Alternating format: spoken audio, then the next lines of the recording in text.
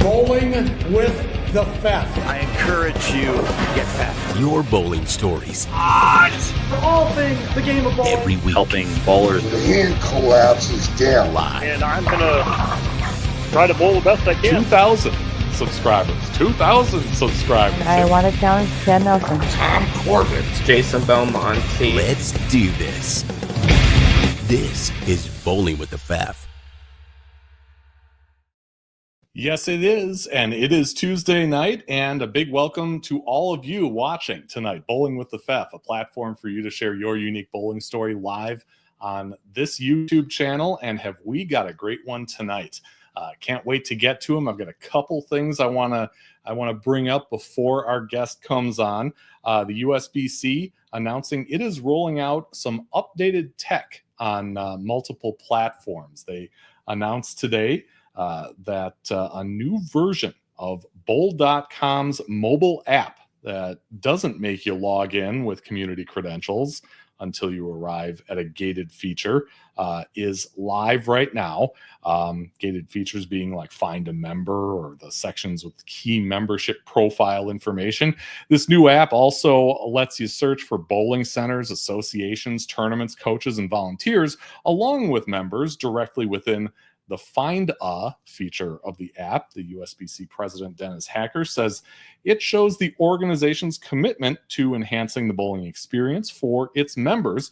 You can download it or update it in the Apple app or the Google Play Store right now. On Monday, USBC said it added a smart TV app to several devices, ones like Roku, Apple TV, Fire TV, and Google TV, so Bowl TV subscribers can more easily watch their favorite bowling events on physical televisions. Good stuff. So we now know which junior gold divisions will be at which particular bowling centers when that huge event comes to Wisconsin this summer. USBC says U12 and U15 boys will be at a Schwabenon bowling alley in Green Bay and Dale's Weston Lanes in Weston. U15 girls and U18 girls will be at Bolero Super Bowl in Appleton and Buzz Social in Green Bay. And U18 boys will be at 4 different bowling centers: Bolero Sabre Lanes in Menasha, Revs Bowl, Bar and Grill in Oshkosh, Riviera Lanes in Green Bay, and Rolling Thunder Lanes in Neenah. The 2025 Junior Gold Championships are in Wisconsin from July 11th through the 19th, and with any luck, I'll be there too. And there's another tournament live stream coming up in Chicagoland. Bowling with the Fef is the place for start-to-finish coverage of the Big Ten Championship. That's February 1st and 2nd. Bolero Mont Prospect in suburban Chicago. More information and links on the channel coming very, very soon. Can't wait to get into that one. Don't forget, we have a merch store on Etsy. It's at etsy.com/shop/bowlingwiththefefco. You can find t-shirts and hoodies on that site at that store. Thank you so much for your interest in that stuff. And our sponsors, Jerry's Scoremore Bowling Supply inside Wagner's Lanes in Eau Claire, Wisconsin. Call them up, 715-559-1822, or at the website on your screen. And Chip Magnet Salsa.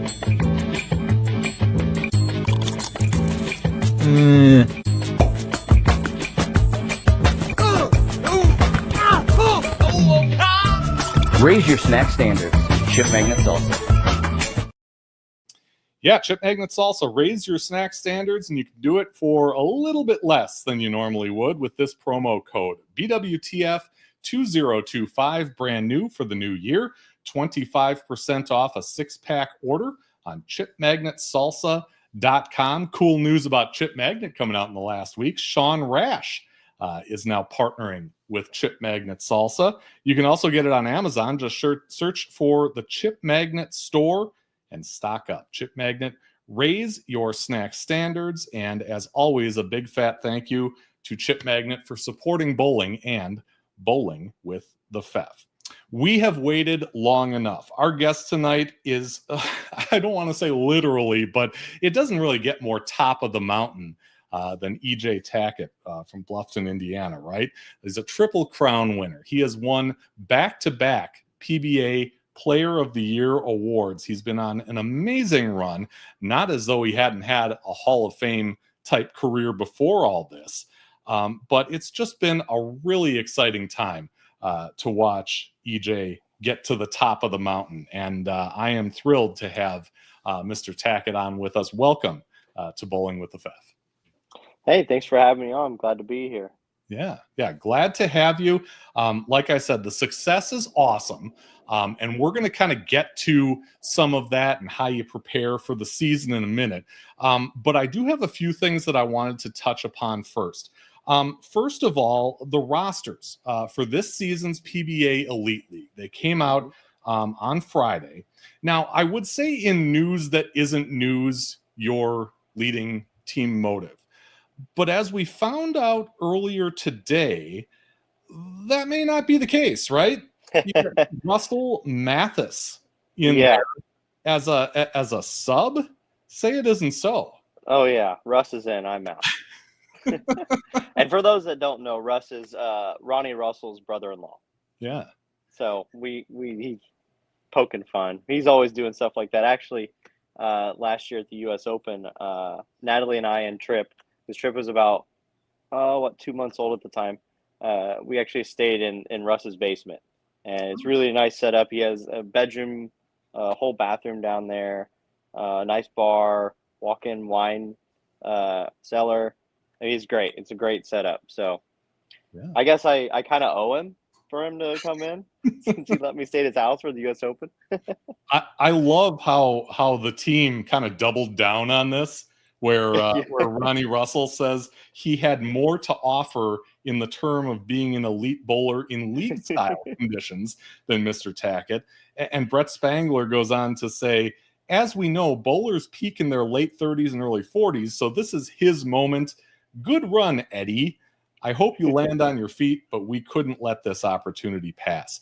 Are you okay with him calling you Eddie?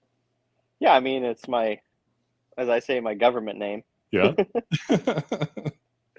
Yeah. So I get called Eddie a lot. Okay. Mostly by my friends. Yeah.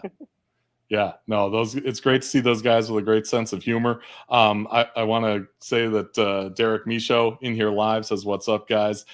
Connor Brown, who's appeared on the show before, hey, Fef and EJ, says he met you at a pro-am at Century Lanes in Hampton, Virginia. He doesn't have words to describe how amazing you are and that he's always looked up to you. Oh, thank you so much, Connor. I love hearing stuff like that. I always try to do my best, be my best, and try to inspire the next generation to do bigger and better things than we could all ever dream of. That's awesome. No, love to hear that too.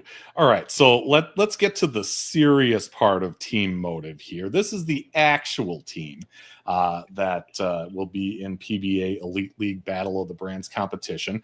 And, like I said, news that isn't news. You're at the top there. You've got Matt Russo, Tom Smallwood, EJ Johnson, Sam Cooley, Sean Lavery-Spahr, Nathan Bohr, Dick Allen, Ronnie Russell, and the guy who I think many people are thinking is kind of an X factor, Santtu Tahvanainen. As some of us learned through this process, he was hurt and couldn't bowl last year. So I guess my question to you is, are we going to see the same Santtu that we saw on tour before that injury? Well, I hope so for the team's sake, but I hope we don't for my own personal sake. Santtu he's very good, and I think you're 100% correct. He is an X factor, and you never know when he is going to bowl good. I think he lost to Dom, I think, in Colorado a couple years ago. And then last year at the World Championships, obviously, or not 2023 in Wisconsin, he made the ladder for the World Championships. So he's good. He's definitely someone good to have on our team. He can pop off a win or a show at any given week. So I hope we see him back in form, and it'd be nice to see him again after missing out on a 2024 season and not being able to see him at all. So I'm looking forward to it. Yeah. When people talk about team bowling, a lot of times they talk about the chemistry. And I can't help but realize that as I look up and down this roster, this reads like a who's who in kind of your circle of friends, as well as the MOTIV brand. What's it like to be so tight with these guys on this team, and what does that do for your ability to win this whole thing? Yeah, it's gonna be really, really cool. It makes bowling in that team environment a lot of fun. Just being with a bunch of friends, and obviously, we're watching Sam here. Sam was on my league team this year already, so that's going to be, no change for us since he was on the Motown Muscle. And then Nathan's always a guy that, he's that kind of steady Eddie type of guy. You don't see a bunch of this or this. He's kind of like here all the time. Obviously, AJ is, in my opinion, probably one of the he was the best player on tour without a title until he won. He's still one of the best players on tour, regardless, but definitely one of the best still with one title. And he's made countless major shows over the years. And if he continues on his same path, I wouldn't be surprised if I don't think anybody would to see him win a major championship because he's been so close so many times already. Yeah. So he's a guy that week in and week out is typically pretty good. So and then we added Matt Russo this year. So obviously he's coming off the best season of his career, and it seems like he's kind of found his way and his groove. And I hope he continues that in 2025, and it helps the team out. And him and I have chatted a little bit, even a little bit before he signed, and so that was kind of fun, talking with him a little bit, and getting him on board and getting some MOTIV balls in his hand for 2025, and hopefully he can, like I said, continue on that, and we can take this MOTIV team to a championship, because I'm still looking for one of those in the Elite League. Yeah. And it's one of those things that, at the end of your career, you'd be like, I need one of those. I've at this point have won just about everything, but I don't have an Elite League championship. There's always something you find that I haven't won that yet, and now it's my focus. That's the hyper focus. Obviously, I'm going to focus on winning major championships and stuff like that. But when that time comes, it's like, okay, guys, let's do this because I want to win. Yeah. And this past year with the Motown Muscle, I thought we really had a really good chance, but we ran into the Las Vegas team, and they bowled unbelievable. And we would have had to. Obviously, we're all capable of bowling well at any time, but they really gelled together, and they bowled incredible during that league there in Maine. And hopefully, we can do that this year with these MOTIV guys. And going back to your point, I think it's going to be really good for us. We've got AJ on our team, who was on that Las Vegas team, Matt Russo, who was also on that Las Vegas team. So we've got a couple of guys that have been there, done that can bring some of that experience and expertise from actually winning that championship to our team. Yeah. Yeah. A stacked team, to be sure. And really a lot of stacked teams in this as you look up and down the rosters. I'd be remiss if I didn't mention that 10-Pin Ben on his YouTube channel just put up a video of he and I kind of trading off predictions. Each is a little different.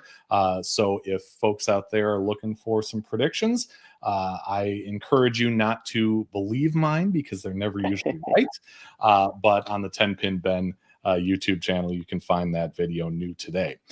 Check MP says, what's poppin', EJ? Won a pin last year. You signed for the cleanup crew. One of the coolest things I own. That's awesome, man. Yeah, I had a lot of fun with those guys out in Vegas doing a little video. I think Darren was there too, and it was a good time. We had fun. they work with Mark Baker a lot, if I'm not mistaken. Yeah, I see him out there with him all the time. Okay. I pay attention sometimes on social media. Olivia Baskin from right here in the Chippewa Valley of Wisconsin says she got the Dexter EXJ shoes for Christmas in blue. She's been looking a heck of a lot cooler, that's for sure. And that's awesome. My wife got the same pair, and I think she thinks the same thing. At least I hope she does. Yeah. She is Youngstown State bound in the fall, so great talent there from Olivia Baskin. Left-hand rookie says, first-time viewer, question for EJ, how much time do or did you spend preparing for the upcoming season? I try to spend as much time as possible. I try to go bowl every day. I take some days off, but spending an hour bowling or so, just working on my game, whatever I feel like I need to work on at that time. I still bowl league a couple times a week, so I can go use that as a little bit of practice as well, and work on the timing and all the feels and getting ready for the tour season.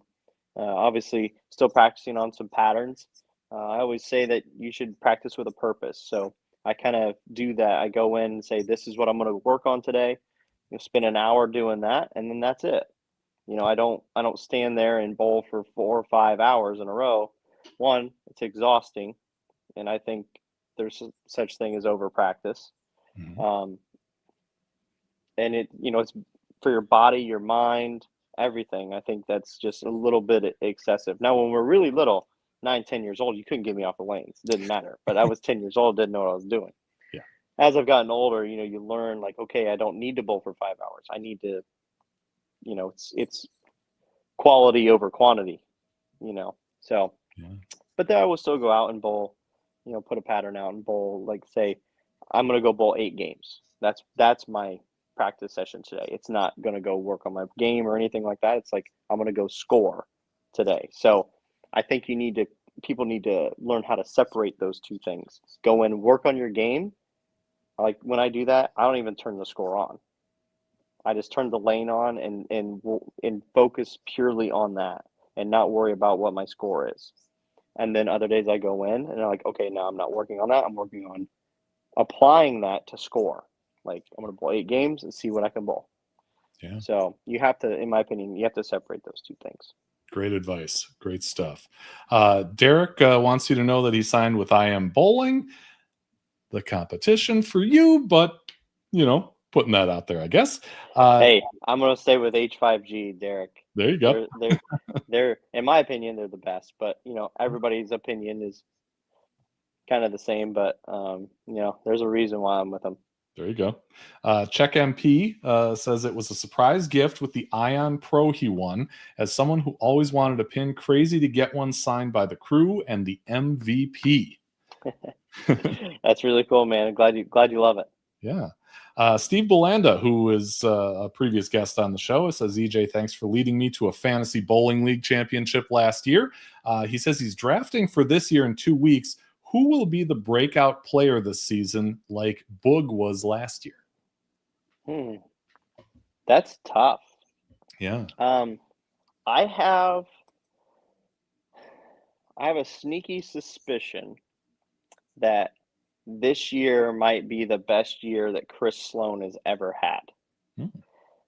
He showed some incredible moxie that we all knew that he had at the tour trials, striking at the end to secure his tour card. And I think he's coming in with, a little fire in his belly and something to prove, kind of like Boog did coming out of PTQs last year. Even though Sloan, he's made a couple of shows. He made the Master Show, I think 5 or 6 years ago.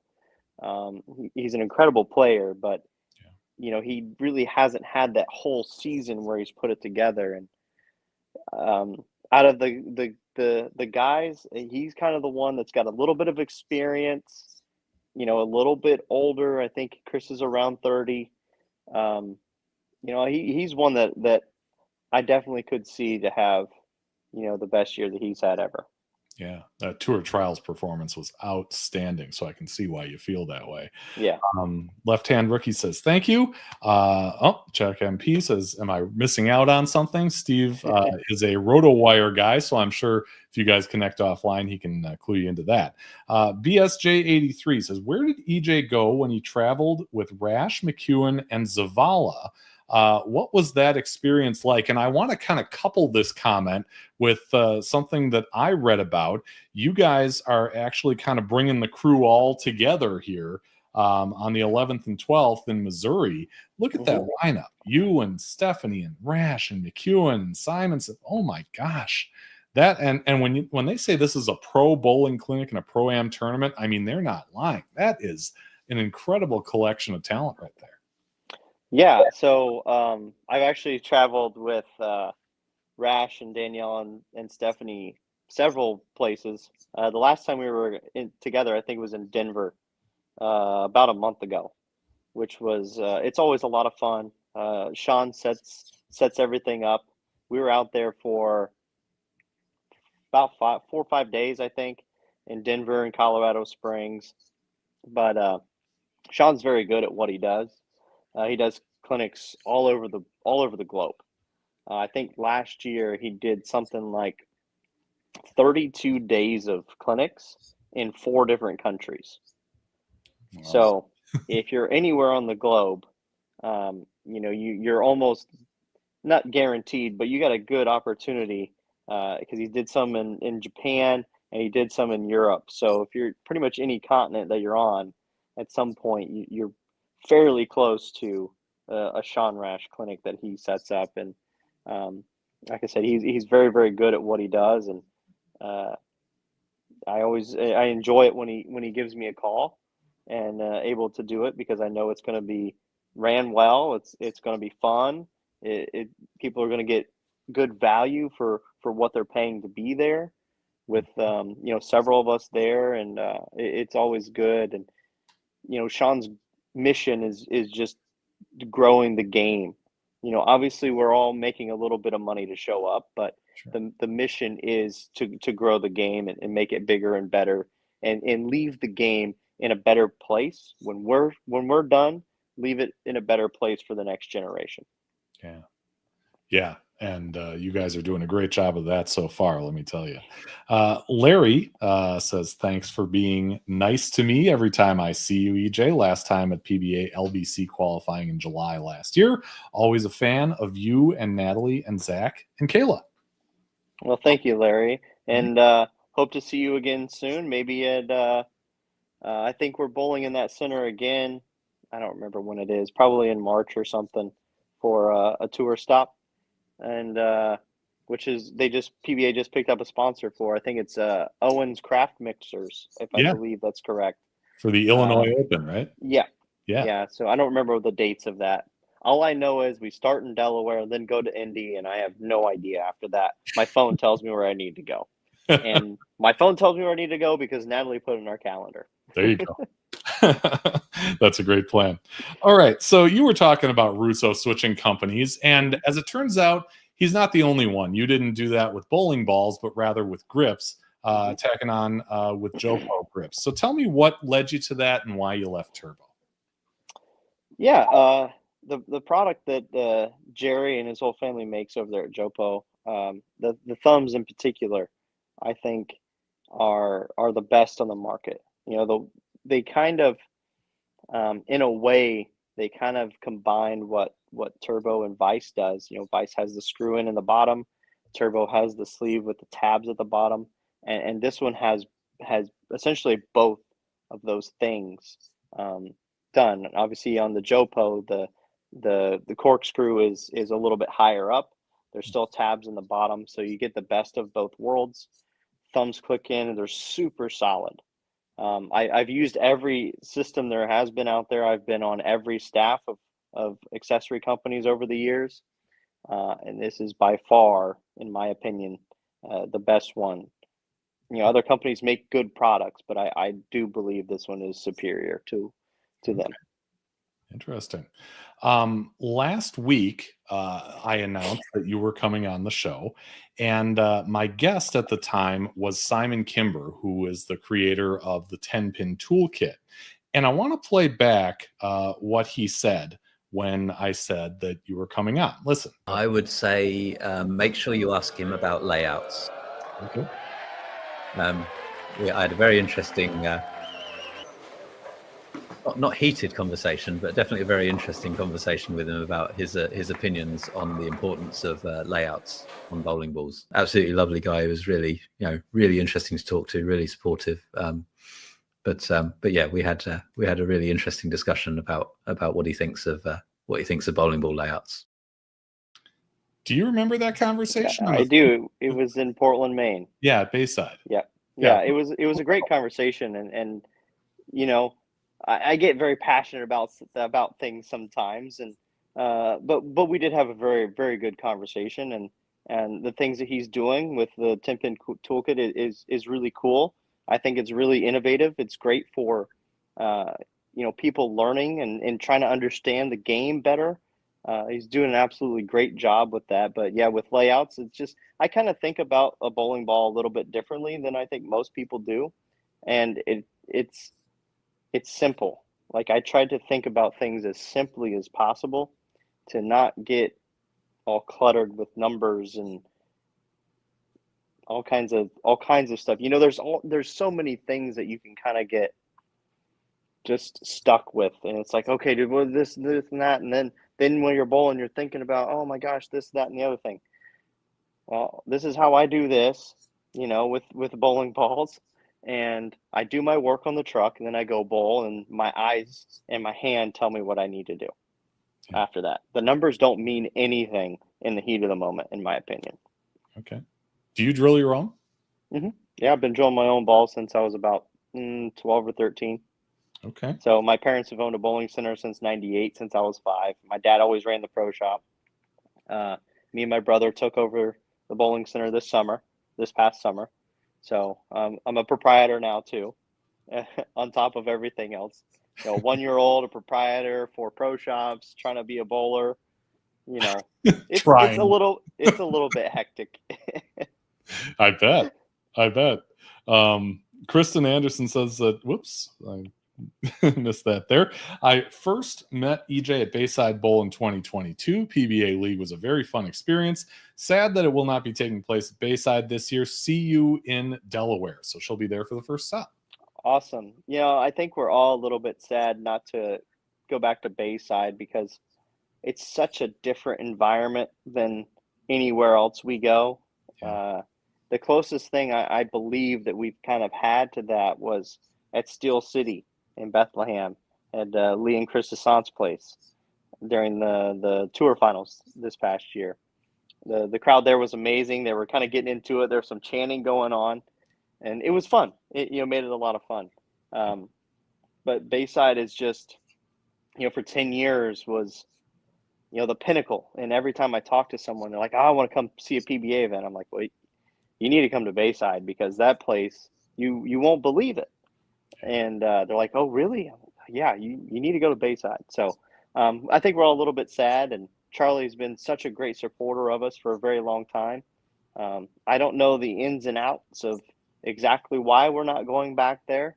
I just all I know is I hope it's at some point in time we can figure something out and go back to Bayside and see everyone up there again.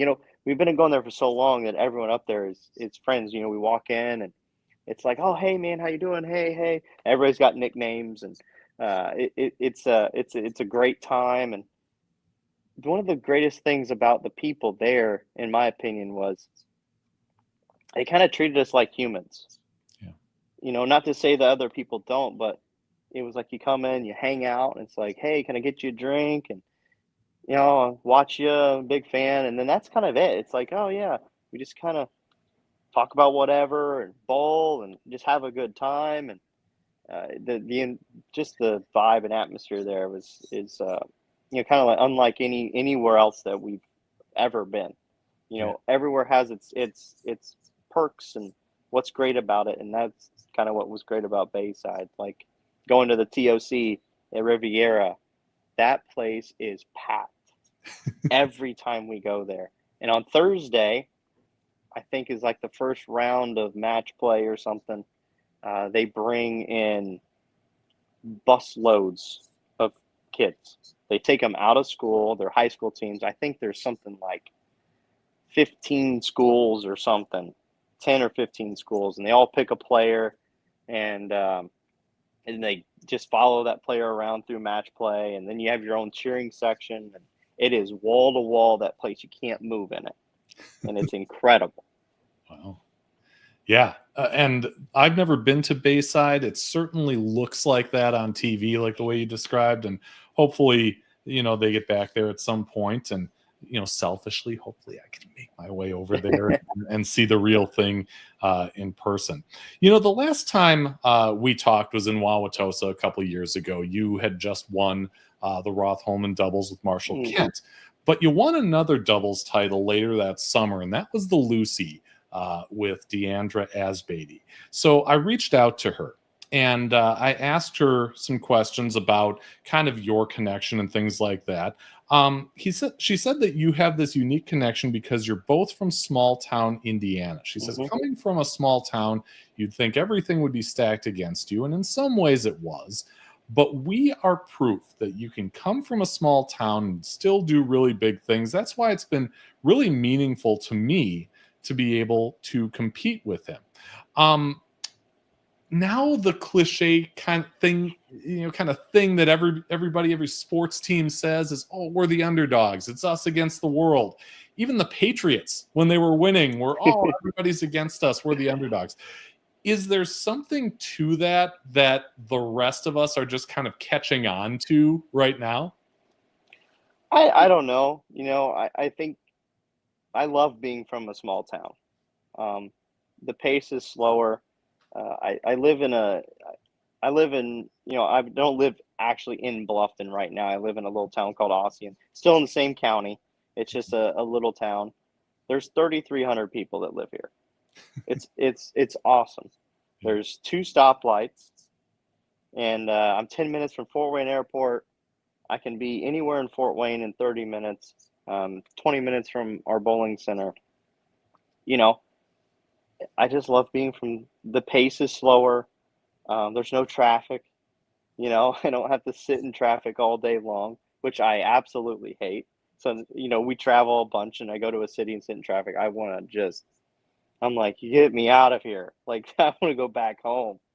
And you meet so many nice people all over the country, because we do bowl in a lot of smaller places. Even sometimes in bigger cities, we're bowling in the smaller community. And you just meet so many great people along the way. And that's that tight-knit community, and especially here in Bluffton. I grew up in Huntington. It's just the next county over, 30 minutes away. Again, the county was 35,000 people. I think the county over here is about 30,000 people.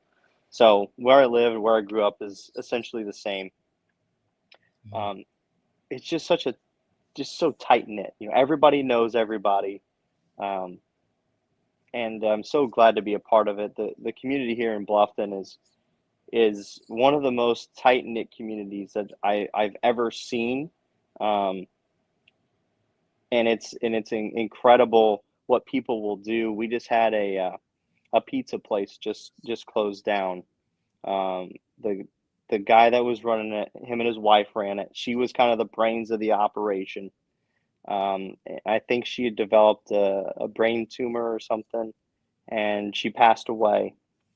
And it was right before Christmas, like literally 4 days before Christmas, I think.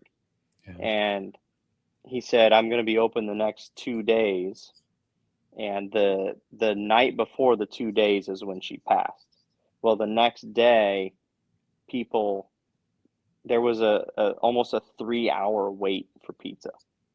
Like, Natalie went there and was like, okay, because it's a place we've gone a bunch of times. Pizza was incredible. It was great. And she goes, I'm going to go get some and support. She got there. She waited in line for like an hour just to order. And then she came back to the bowling alley and we didn't get our pizza until 2.5 hours after she had ordered, because that's how many people showed up to support him. And that's the kind of community that we live in. And it is incredible to be a part of. Yeah. You find out a lot about character when things aren't going so well. Of course, we had to talk about that doubles win, and I love the pictures that she's got from that. But she also kind of harkened back to this story about how you two kind of connected long ago at team trials. When you were, she thought, in high school. Here you are back then. Back when we couldn't take good pictures because it was flip phones and those disposable cameras. But she said that you wanted a photo with her, and then she noticed you're on the top of the leaderboard, and later on she said maybe I'm the one who should be asking you for a photo. But she says the win, because of all that, is a pretty cool full circle moment, that after all those years that you guys got to win that title together. It really was a really cool full circle moment. I think that picture was taken in 2011, 10 or 11, I believe. And obviously I knew who she was. I knew she grew up in Indiana, and obviously she's a Hall of Famer and, one of the best ladies to ever do it, ever put on a pair of shoes. And, I'm at the time 18 years old, 17 or 18. And I'm like, oh, this would be cool. Like, get a picture of Deandra. I've watched her on TV. I've seen her win all these great things. And then 10, 11, 12 years later, we win a title together. So it is a pretty incredible full circle moment. Yeah, for sure. I'm going to try and catch up to some of these comments here.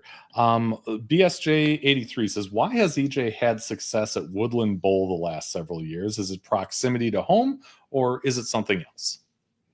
I mean, I have bowled there basically my whole life. So that always helps to, understand a bowling center and the characteristics of it. And,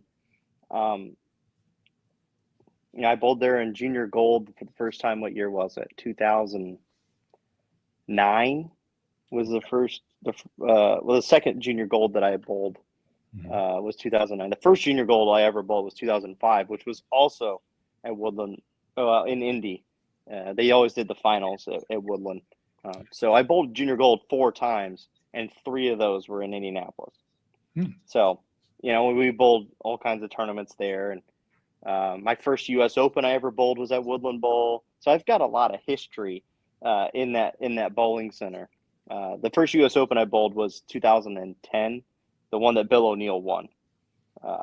So, I just got a lot of experience in the bowling center, and it always helps.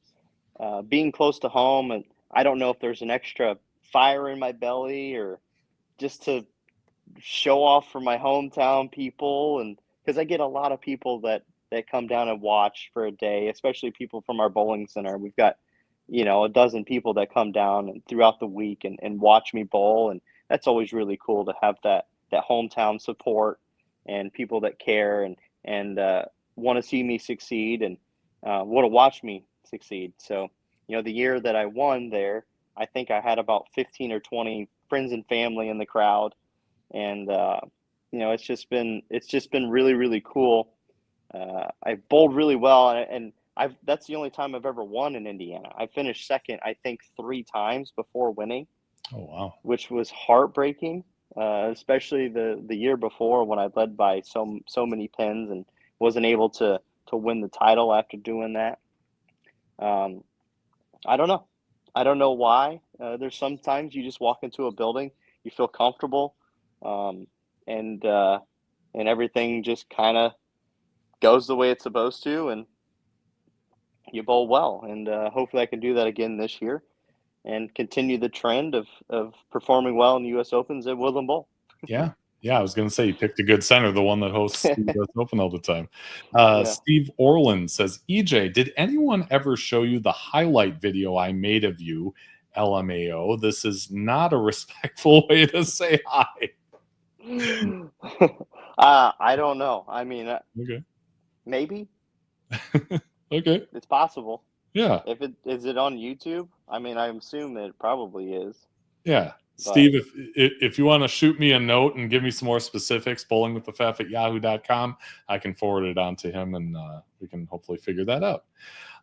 Jason, Mr. 710 Brown says, let's go throwback picture with the Polaroid. And he wants to know, what's the most challenging tournament to bowl and what makes that tournament difficult? It's hard to say one in particular because there's really 3 that come to mind that are all equally hard in their own way. the obvious answer is the U.S. Open because it's the U.S. Open. Next is the World Championships because you're bowling on different patterns. And we kind of do that at the U.S. Open as well. But at the World Championships, you're bowling 3 or 4 different tournaments that are accumulating for the World Championships. And then you're bowling more games after that. So those two, and then the Masters, which is what I think that video is from. And this is the World Championships. The Masters is the easiest and hardest tournament to win, I think, based on who you have to bowl and the timing of when you bowl them. Do you bowl them on fresh? You bowl them on burn. It's incredible to me that Jason and Simo have had so much success at that event, and Jason winning it. I think Jason's won it 4 times. Simo's won it 3 times, I think. Yeah. That's incredible because I've only ever made that show 1 time in 12 years. So I think it's like the easiest and hardest event to win, and it's incredible to me that they've had that much success because, when you're bowling people in those 3 games, some weird stuff can happen. And like I said, when you bowl someone really matters, and anyone that's in that field can bowl really good at any given time. Like this year, I was having an incredible run, and D-Ron just came in and said, "Nope, you're done. I'm going to bowl 270, 300. Good luck, buddy." Yeah. And there's so many good players that you never know when that player is going to shoot 750 because anyone can do it at any given time. Yeah. I'll take my chances against anybody over the course of 30 or 40 games, but in 3 games, anything can still happen. Sure. So that's where it makes it, in my opinion, the easiest and hardest tournament, at least to make the show. Because once you get on the show, it's a normal step ladder and stuff like that. As far as the other majors, the only thing they finally added back in a couple years ago was if you're the 1 seed, you have to be beaten twice, which is exactly how it should be and how it always should have been. And I'm still gonna say I need another chance at Jason at the Masters 11 years ago.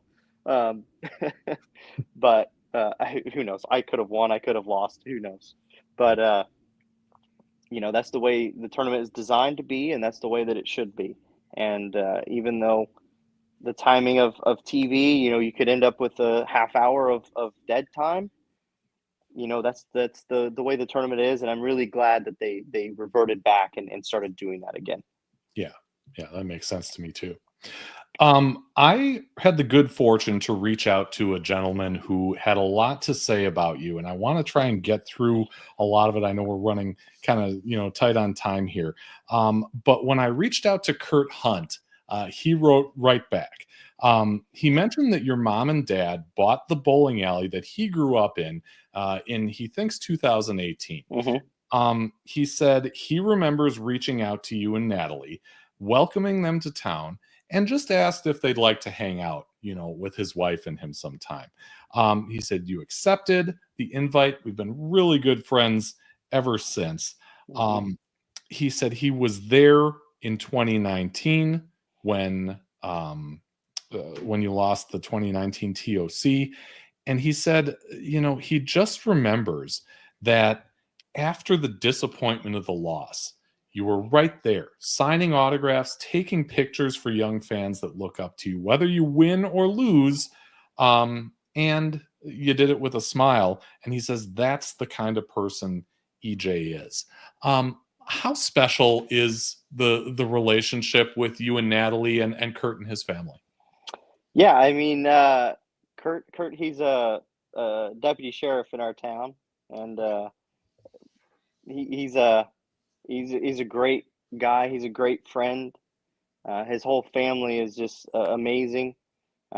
Actually, I'm at home right now. Natalie and everybody's at the bowling center, and Tripp is there, and his daughter's watching Tripp right now. She comes over to our house all the time, watches our dogs. That's Avery. Yep. Watches our dogs, watches Trip. And she loves hanging out with all of them. Then his son, Ethan, is bowling. There's Ethan there. He cashed in a regional this past year. He's put a lot of work in his game, trying to get better. I'm trying to help him out as much as possible. Avery's a senior this year, bowling for the high school team. Possibly going on to college to bowl. And the whole family is just amazing. And then Kurt's wife, Maria, they always come over. They come to all of our functions that we have at our house. We've gone on spontaneous casino trips together. There's a casino down in Anderson, a little over an hour away. So be like, hey, you want to go to the casino tonight? And then it's like, hey, Avery, can you come watch Trip and the dogs so me and your parents can go to the casino for a couple hours? Yeah. So it's been really fun. I'm glad I got to know him. I'm glad he reached out. And they've been great friends for many years now. And I know they will be for many years to come as well. Yeah. He told a great story about the Open Championships. He said that he was talking with your dad one day early on when they bought the bowling center, and mentioned that he had never been to nationals because he never really had the opportunity. And that he immediately told him that he was going and he'd be bowling on EJ's team. And he says, you're a great teammate, not only at nationals, but on the Monday Night League as well. You are always willing to talk bowling and give a few pointers as people ask for them. I think that speaks volumes because you're the 2-time player of the year now. You're the Triple Crown winner, but in league, you seem to come off as the guy who wants to help when the folks who are just league bowlers need some help. Yeah, and that definitely comes from my upbringing. Obviously, my parents have been in the business for a very long time, and I've watched my dad do the exact same thing. And then my papa, who passed away in May of 23, he never met a stranger. Never anybody ever walked into the bowling center, whether he knew him or not, never seen him before. Someone came down and rented a pair of house shoes, got a ball off the rack, and papa would be down there talking to him, trying to get him to join a league. He'd be helping him. Papa wasn't a coach by any means, but he knew enough about the game to help someone learn how to bowl. And he was very, very good at helping someone learn how to bowl. My knowledge and Dad's knowledge was much, further advanced than Papa's was about the game in the entirety. But getting someone to bowl, I don't think there was anybody ever better than my Papa of getting someone that we've never seen before, come in a couple of times within a couple of weeks. Hey, they joined the league on Thursday night. Oh yeah, someone else.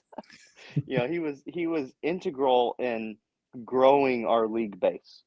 Yeah. And I grew up watching that. So, when we're bowling league or I'm in the bowling center, our league bowlers come and they say, hey, you know what? I'm always willing to help. I always have been.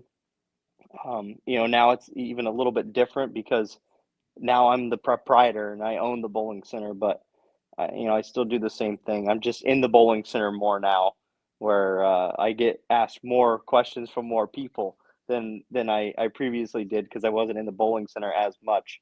But our league bowlers, I'm always willing to help them out because they're there, bowling league, supporting me and my family and our business, and I feel like I owe that to them to help them try to be the best bowler that they can. Yeah. Good for business. It's such a small community in our sport that it word travels fast.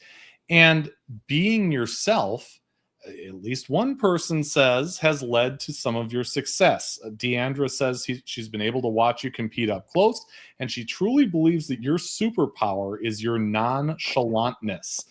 She says you want to win more than anyone out there, but you're at your best when you're nonchalant and effortless, when you can be completely 100% yourself. Do you feel that in competition?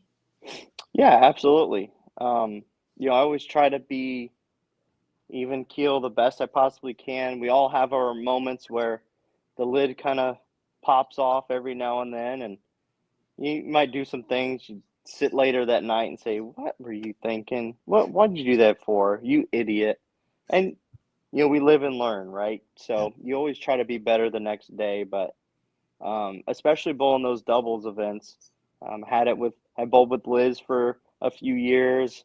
I bowled with Danielle the one time when we won, and now I've bowled with Deandra a few times, and just trying to keep it lighthearted and not be like, oh, we gotta get this score.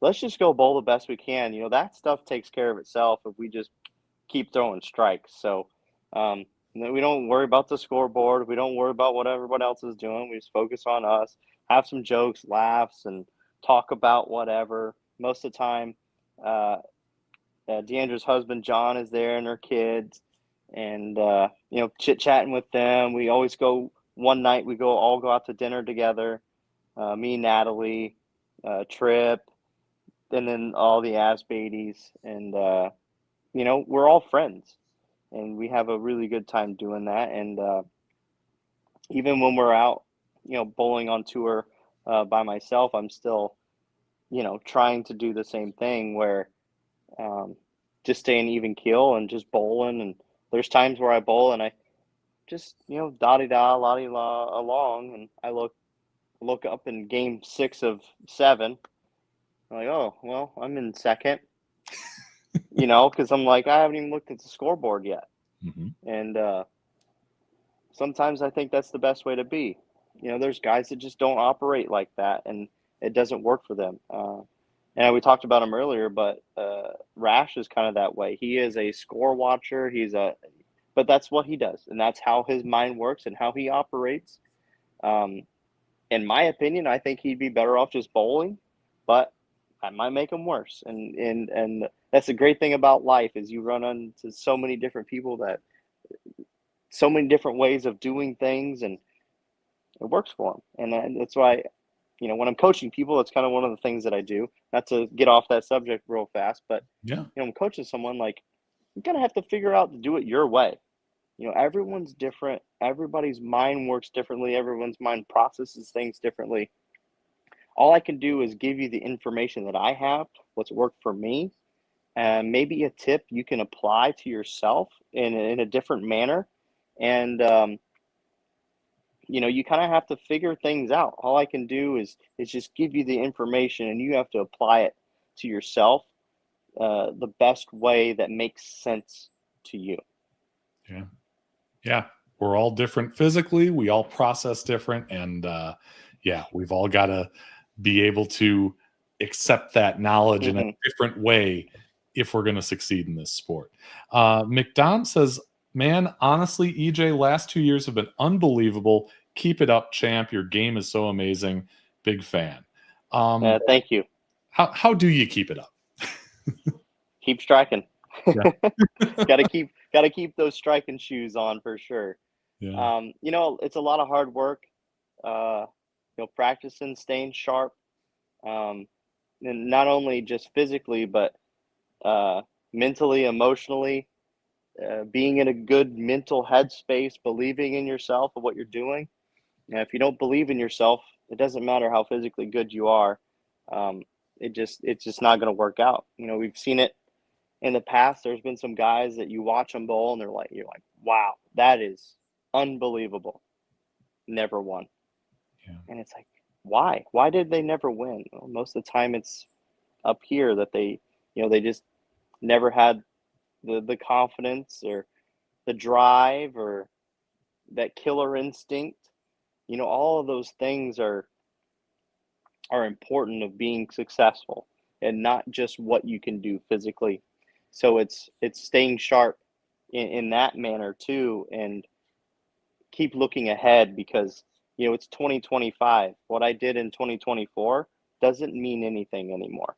It doesn't automatically give me 10 pins extra a game. I have to put in the same work and go out there and perform the same way that I have been. I can draw on those things that I've been successful doing the last couple of years, but it doesn't mean anything when you're looking forward. Yeah, great stuff. Bowling with Diallo says, Mr. Tackett, Player of the Year. Hello, sir. Hello, how are you? Yeah, just a quick hello from a guy who's got some great content on YouTube as well. I want to rapid fire like 3 questions at you before we go off the sheet here. They're from Jerry Holdorf, our Pro Shop guy and one of the supporters of the show. As I rifle through all my, pieces of paper, I'm actually kind of semi-prepared for this. All right. How often do you change your grip? Like pitches and stuff? Yeah, like pitches or even span. I mean, we all kind of check it from time to time, but how often do you change it? Yeah, I haven't changed my span length, and I don't know if I've ever changed it since I've been on tour. Maybe like a plus here and there or something. Okay. That's about it. So there's been no major changes in 12 years since I've been on tour. The only thing that every couple of years I add another 16th in reverse in my fingers, just because as we get older, we lose some flexibility. My thumb pitch has been the same for 10 years, hasn't changed at all. My laterals in my fingers haven't changed since I've been on tour.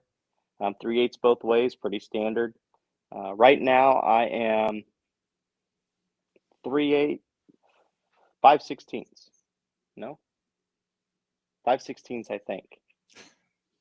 Yeah, 5/16 away in my fingers. Okay. All right. What is So I add like I said, when I first came on tour, I was like an 1/8 away. So okay. just every couple of years, it's just add a 16th.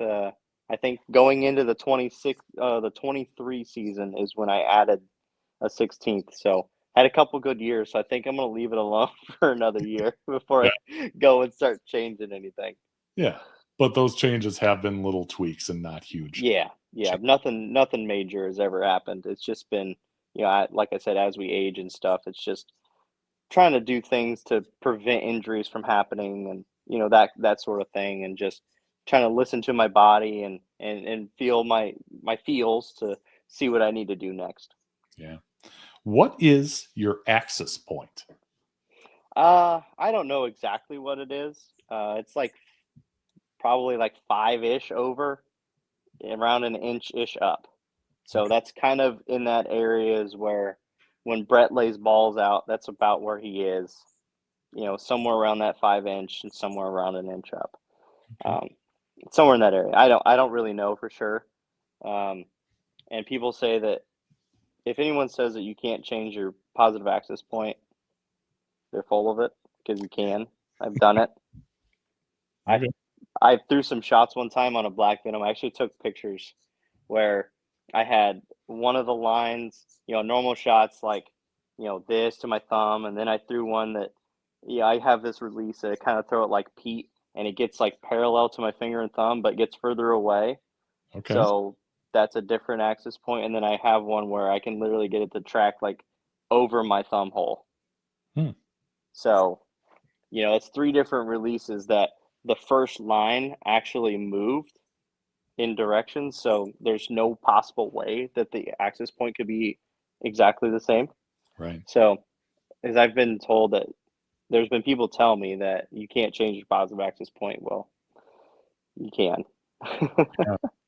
Now, is it going to be how I bowl all the time? No, but I can throw shots that, moves at axis point, makes my bowling ball do different things. And, that's one of the things that separates good players from great players, is to be able to, manipulate your hand positions and do all those things. So I'll tell you, there was a guy who told me he could change his, and I believe him. I believe him because he's great. He's at the tour trials right now, or the Team USA trials. And his last question is, because he often, my Pro Shop guy, Jerry Holdorf, says that he often gets, parents with kids who have them throwing bowling balls too heavy when they're younger. And he wants to know what your progression of weight was, as you aged. Do you remember even a ballpark of what weight you were at your early years and how you progressed? Yeah, I think I got into the biggest weight was, I think I got into 14 pounds when I was about 12. Okay. So, I mean, the rule of thumb is 10% of your body weight. That's kind of the rule of thumb, a place to start. But, I always check people where, you have your hand at, I know you can't really see it here, but have your hand to your side at 90 degrees here. Hold your hand out parallel to the floor, and put your ball here. And if you can hold the ball without doing this, and you can hold it there solid, you're strong enough to throw that weight. Okay. So that's always the test that I do with everyone, to see what kind of weight that they can throw, and see, like, okay, I give them a 12-pounder, they hold it solid. Give them a 14, starts to get a little shaky. Give them a 15, they can't hold on to it. It's like, okay, 15's way too heavy.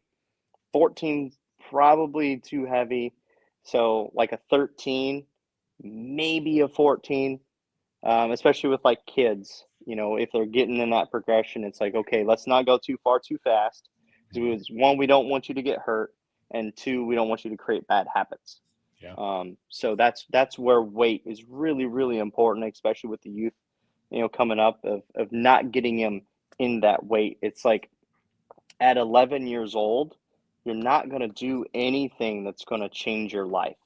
You're not going to get into a college at 11 years old. So why take the risk of making an injury happen or creating a bad habit? It's like, okay, let's use the appropriate weight and keep developing your skills. And then when you get, typically 13, 14, 15 years old, okay, that's when you get into high school. Okay, now can we get to 14 pounds? 14 pounds is really like the weight where you want to be able to get to, because that's when the core keeps its shape and what it does on the lane the closest. So 14 and up is like what the core is designed to do. Once you get under 14, they have to shrink the core so much you lose kind of what it was designed to do. So 14 is a huge milestone. So if you can get there, but you got to progress your way there and build up your bowling muscles. And the only way to do that is by bowling a bunch of games. Luckily for me, I was able to do that at a young age because I bowled and bowled and bowled and bowled so much. I was able to get into that 14-pounder probably a little bit sooner than most, but I was able to develop very quickly and wasn't able or didn't create any injuries or create any bad habits from moving up that weight. And it almost immediately when I moved up to 14, it was in practice, but I bowled a 300 when I was 12. Wow.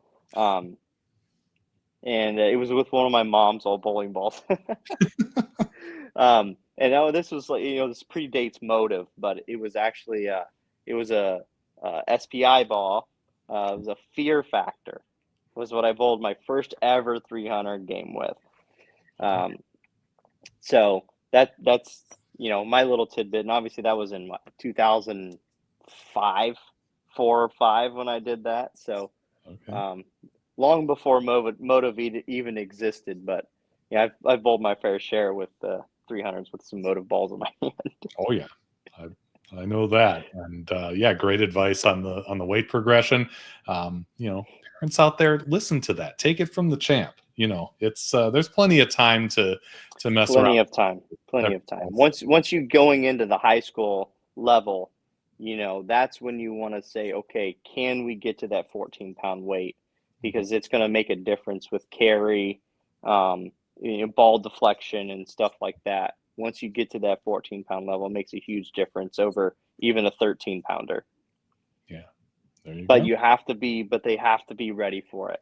They have to be ready. You don't want to create bad habits and injuries. That'd be the worst possible scenario. So, do those things that I especially the holding the ball in your hand thing. That's always a good telltale if they're ready for that weight or not. And then, the rule of thumb is just 10% of your body weight ish. Yeah. So. Yeah. Do that stuff. Your kids will thank you someday. Yeah. Take a look at this. Let's go off the sheet. Challenge a bowler to appear on a future episode. I would like to challenge Will Madison. I would say Diana Zavulova. The better Russo, Lauren Russo. We're looking for anyone who has a passion for the sport and a unique story to tell. It is rare that I'm interviewing one of the people who's in the off the sheet video. So congratulations, you may be the first. But we kind of talked about this before we came on tonight. If you have somebody in mind who you think might be a good fit to tell their bowling story, doesn't matter about the skill, but more about the passion. EJ, who you got? Yeah, so I'm gonna tell a little story before I tell you who it is. Okay. So this guy, he's been bowling really well lately, and he kind of has a really cool history in bowling, where he was a bag boy for a legend of our game, and kind of grew up in the same place as him, and went to some shows, watched him win a couple of times, and this guy's actually been to some of his shows as well. The legend I'm talking about is Parker Bone III, which might give away who it actually is. And the reason I think his story would be cool, but I think part of it is just kind of telling what his initial thoughts about recently coming and throwing some MOTIV balls. And that's Matt Russo. I think it'd be really cool to get kind of his insight of how the transition has been so far. I know it's very, very early. He's really only a week into it. But he is, I think, in Hong Kong right now bowling for Team USA. So, yeah, he has a really cool story growing up in the same area as Parker Bone, and, got to caddy for him at some events and got to sit on the show and watch him bowl. And now Parker's been at some events and come watched him bowl, which has been really cool. Parker's such a great man and a great ambassador for our sport. He always has been, and continues to be, doing his rev rate now out in New Jersey with his training center, and his boys are tearing it up on the lanes as well. So he's still very involved with the game, and it'd be cool to see what Matt Russo has to say from his perspective of, growing up and being able to do those things with Parker Bone that almost every single kid on the planet doesn't get, that close or that much insight with such a legend of the game. So it'd be really cool for him to talk about that and tell that story, and then, talk a little bit about his transition to MOTIV as well. I think that'd be cool to see what he's got to say about that. No, I love all that stuff. Is it fair to call him a Weber International legend? I mean, I would say so. Yeah. I mean, he's got to be one of the best players to come out of that program, I would think. Yeah. I don't know exactly who has come out of that program over the years, but I know too, but I know he's got a natty from there. Yeah, and he's got 2 wins on tour as well to back it up. Yeah. So, right. Well, Matt, when you get back stateside, Lauren's come on the show before. We'd love to see you too. See, now it'd only be fitting for Matt to finally come on the show. There you go. Yeah. Yeah, we can talk about the nachos that you love so much at Dracula's and Inver Grove Heights, Minnesota, and bowling stuff too. But no, seriously, if you see this, want to take EJ up on his challenge, just shoot me an email, bowlingwiththefef@yahoo.com, or find me on Facebook, and we will definitely make it happen. Next week coming up, we have a guest who was challenged by Nate Purchase a couple weeks back, the reigning Rookie of the Year, and his name is Brian Hirsch, and you might be familiar with that name because he's on the team that works with Len Nicholson and getting that Phantom Junior Bowling Club to the point where it's at, but he's also got some other cool stuff, including a bowling website that I'm sure he'll talk about on Wednesday, January 15th, 7 p.m. Central. So please make sure you stick around and catch us live for that. EJ, it's been a pleasure. You've been so generous with your time, so I don't want to keep you any longer, but best of luck to you in the 2025 season. Just 2 weeks away. We'll be very excited to see how you do. Thank you so much for having me on, and who knows, maybe hopefully in a year I can come back on again and have another trophy to show off. Open invite. You know, whenever you're ready, we'd love to have you back. I know the folks who are watching live and on replay would love that too. But thanks to all of you for tuning in, and we will see. Thank you for watching Bowling with the Fef. Pound the like button and subscribe button. It's the easiest way to support the channel, and it's free. Bowling with the Fef is brought to you by Chip Magnet. Raise your snack standards. And Jerry's Score More Bowling inside Wagner's Lane, the Eau Claire, Wisconsin area's leader in bowling supplies and services since 1988. Email bowlingwiththefef@yahoo.com with questions or to appear on the show. You can also reach out on your favorite social media platform.